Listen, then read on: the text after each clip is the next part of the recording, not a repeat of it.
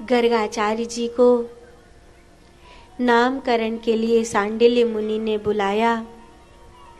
गर्गाचार्य जी ने सोचा, यदूना महिमाचार्य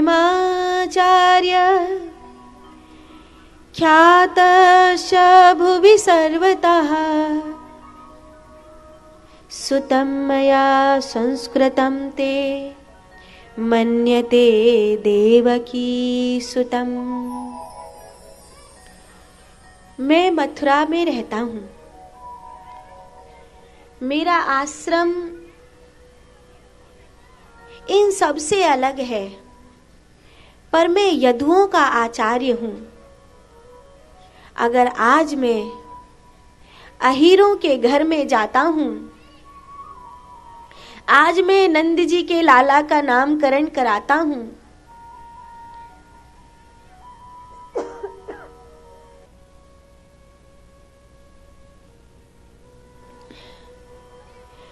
तो कंस को ये संदेह हो जाएगा कि वह हो ना हो देवकी पुत्र है। इस प्रकार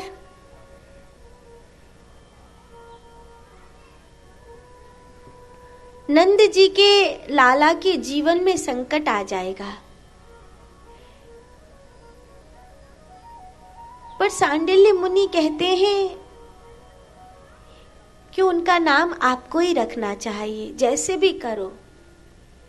तो नंद जी ने गौ पूजन का उत्सव रखा, एक नई गौशाला बनाई। नई गौशाला बनाई है, उसमें गौ पूजन का उत्सव रखा है, उसमें गर्गाचार्य जी को बुलाया है। और उसी बीच में लालाओं का नाम रख जाओ, ऐसी प्रार्थना करी है, ताकि सब कुछ छुपे छुपे हो जाए और लाला के जीवन की सुरक्षा भी हो सके। गर्गाचार्य जी बहुत प्रसन्न हुए। अहो मेरा भाग्य, अजन्मा का जन्म हुआ है, निराकार साकार हुआ है। जिनकी छवि का दर्शन करने योगी तरसते हैं, वो परमात्मा दर्शन देने पधारे हैं। इसीलिए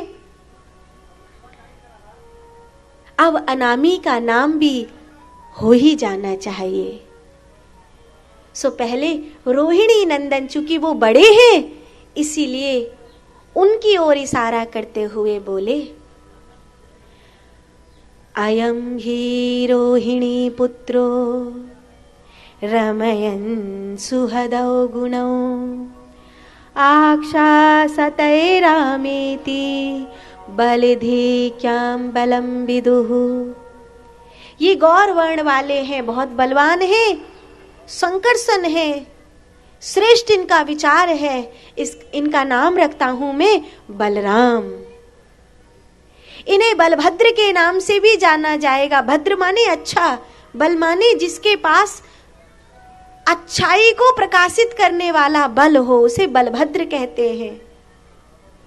चूंकि ये दयालु स्वभाव के हैं इसलिए इनका, और चूंकि ये बड़े हैं तो बड़े को दाऊ कहते हैं, और दयालु हैं इसलिए इनका एक नाम दाऊ दयाल होगा। ये संकर्षण देव भी कहलाएंगे, हलधर भी कहलाएंगे। और अब नंद जी का मुख देखते हुए गर्गाचार्य जी ने यशोदा नंदन की ओर इशारा करके बोला, ये आसन वर्णाय स्त्रियो हास्य ग्रहतो अनुयुगम तनु शुक्लो रक्तस्तथा पीता इदानीं कृष्णताम गताः। कभी ये वामन बनकर शुक्ल वर्ण में आए थे, कभी ये नरसिंह बनकर पीत वर्ण में आए थे, तो एक बार रक्त वर्णा परशुराम बनकर आए थे। सौम्य रूपा इस बार कृष्ण वर्ण लेकर आए हैं, सो इनका नाम रखता हूं कृष्ण। जैसे ही सबने सुना कृष्ण, गर्गाचार्य जी बोले कृष्ण, तो कोई बोला कान्हा, कन्हैया, नंद नंदन, गोपाल, नटवर, नागर, मधुसूदन, वासुदेव। मैया बोली कनुआ, और जैसे ही मैया बड़े प्यार से बोली कनुआ, भगवान मुस्कुरा दिए।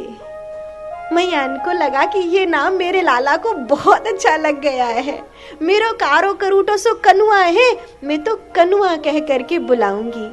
आज भी ये जो नाम है ये सुप्रसिद्ध है।